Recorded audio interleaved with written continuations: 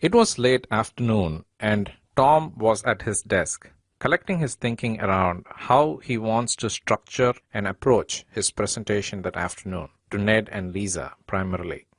In fact, the meeting has grown bigger in size, with a couple of more invitees added to it in the last few days, and it is now scheduled to begin in about 10 minutes.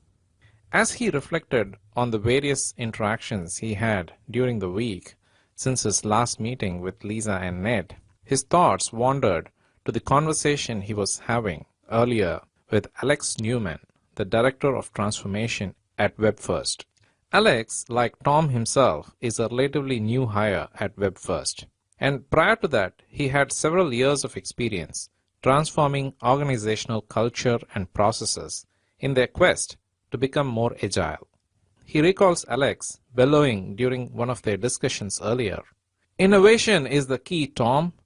It is the hallmark of any successful enterprise. Now and into the future, there are no two ways about it." The calendar notification popped up on his screen for the second time, breaking his chain of thoughts briefly, and he notices that the meeting is actually scheduled in the adjacent building where Ned's office was, and where Ned's PA usually prefers to book his meetings. He got up immediately, packed his laptop and grabbed a few printouts on his table, and started walking towards the elevator, still thinking through the discussion he had with Alex earlier that day. As he walked, he remembered a few other revelations that they both stumbled upon earlier in the day, and how they agreed on the notion that agile at a high level can be thought of as an architecture too. He recalls Alex asking, "If architecture is a set of principles and guidelines that guide the design and evolution of an enterprise, after all, isn't Agile trying to achieve the same?" He remembers how he was pleasantly surprised at that statement, as Alex went on to further point out, in the end, agility boils down to the mindset of the organization, and this impacts its ability to rapidly adapt to changing priorities in the face of emerging scenarios. "It comes down to people on the floor," he said, and continued, "It is ultimately dependent on people, their values and behaviors, and how the work environment enables and positively reinforces these values and builds a work culture based on that." Tom arrived at the meeting venue a few minutes earlier than the scheduled start time, and the room was still vacant. He quickly got in and set his laptop up and started casually flicking through the PowerPoint slide deck which he wanted to present.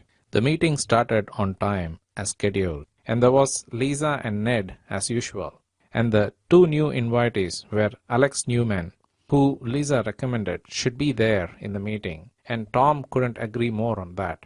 And there was Elaine Copewell. Elaine is a senior portfolio director at WebFirst, and she manages all initiatives within the digital transformation space. Elaine had an earlier meeting with Tom that week and informed him how she likes to be on top of any new developments impacting her space, and hence was keen to be part of the discussion. Tom agreed to invite her to the discussion, as he was keen to get her buy-in into the proposal as well. She would be a key stakeholder of this capability anyway, so it is important to get her perspective, he thought. So, after the customary introduction to the topic at hand, and setting the context for the discussion, Tom launched straight into the heart of the matter. "Based on the discussion I have had so far, I think we are all in overall agreement on the fact that Agile at an enterprise level shares the same values as Agile software development. However, when it comes to execution, the considerations, concerns, and methods employed are quite different at different levels of abstraction." He paused and scanned the room to see any reactions or any signs of objection. There was none, except Elaine nodding as she was trying to get into the headspace of everyone else in the room. "I had several discussions with Alex over the past 3 weeks," said Tom, "and we seem to agree on a few things when it comes to enterprise agility and what it entails for an organization to be agile as a whole. First of all, agility is not just about software teams and software development anymore. It is not just about scaling agile practices across multiple teams. and across the enterprise portfolio either. While those are necessary and important aspects of achieving holistic agility, the top-down transformation is as much or a more important transformation. Without both happening simultaneously, that is, the top-down and the bottom-up, the transformational objectives we are seeking here at WebFirst cannot be achieved to its fullest. Interesting point, noted Ned, and encouraged Tom to keep going. Tom continued, since we are talking enterprise architecture here, which is a top-down discipline essentially, let me focus on that aspect of agility. My take is that an enterprise pursuing agility holistically will need to recognize and bring together 4 aspects of agility, which are sensing, strategizing, experimenting, and implementing. Where sensing is the aspect of agility that represents self-reflection at an organizational level, as well as developing awareness, knowledge, and learning within the organization. Strategizing is the aspect of agility that represents the capability to identify a goal, as well as to plan for a viable approach and orient the entire organization towards achieving that goal. Experimenting is the aspect of agility which acknowledges the inability to know and plan for everything, and hence frequently considers various scenarios and hypotheses, which are then discussed, debated, tested, validated, filtered, and prioritized to arrive at what the enterprise should actually focus and work on.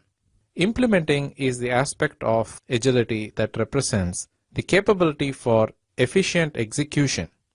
In fact, bottom-up agility largely focuses on this aspect. With bottom-up agility, the focus is on being agile at the team-level practices, values, and principles, and also on scaling up those practices across multiple teams spanning many projects and programs within the enterprise's portfolio. The focus in this case is predominantly on implementing and making the implementation more efficient, effective, collaborative, and aligned to the strategy and so forth. However vital and important that is, it makes little difference at an organizational level when other aspects of agility is missing or defunct. Tom stopped to sip on his glass of water on the table as he skipped past some slides and landed on a particular one that he wanted to show them. It was some form of a graph or a plot with no data in it. Tom continued, you see, this is a plot that is typically used to rate enterprises on their holistic agility. The horizontal axis is about how well they can execute, and the vertical axis is about how aware they are about their context, which typically leads them to picking up the right goals and strategies, and their ability to model scenarios, experiment, innovate, and continually be on top of their game. He then advanced to the next slide. As you can see, where both awareness and execution is at its peak, the enterprise enters the formidable zone, which is where we want to be. If your execution is great, but you are lacking in awareness, which by the way is the typical malady affecting many large enterprises today, we enter the dangerous zone, where we burn resources wastefully, pursuing goals and objectives that lead us to a dead end.